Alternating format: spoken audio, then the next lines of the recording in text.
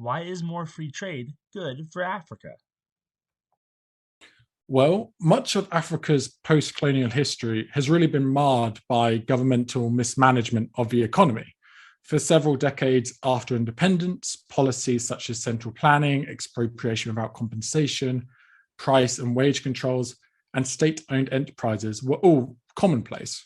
Now, following the fall of the Soviet Union, which had previously bankrolled many African socialist dictators, many African states were kind of reintroduced into the global economy. Regional economic communities began to grow. And if we look at measures that study economic freedom or the ease of doing business, Africa as a whole has become substantially more liberal since the 1990s when we look at the economy. But there's still a really long way to go. If we look at average applied tariff rates on imports into African states, they're very high when compared to other regions. And it's also very difficult not only to trade into Africa, but between African states. And today it is several times more expensive to transport goods just 1,700 kilometers from Douala in Cameroon to N'Djamena in Chad. So that's only 1,700 kilometers away. And yet it's several times more expensive to transport them those distance rather than transporting them more than 12,000 kilometers away, more than 7 times further to Shanghai, China. So it's cheaper to transport goods all the way across the world than it is just a short distance between neighboring states.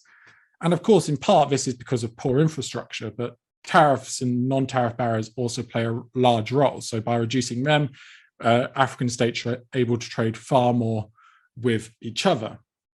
Another recent idea that's been quite common in the last few years is that by removing barriers to trade between African states, the free trade area can really be seen to a limited extent as removing some of the arbitrariness that exists between African borders, which remain a harmful colonial legacy. And it also could help kind of restore some of the traditional trade routes that once zigzagged across the continent in pre-colonial times. And finally, I'd say more free trade is great news because at the end of the day, barriers to trade reduce the amount of trade that can take place. That's fairly self-explanatory.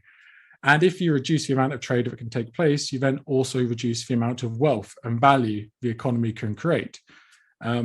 Ultimately, free exchange creates wealth as it leaves both parties better off. And therefore, more free trade will help ensure that more wealth can be created across the African continent. Thanks for watching. If you enjoyed this video, make sure to follow us on Twitter at @the_IATP. Also, hit the like and subscribe button below and check out our website at www.theiatp.org.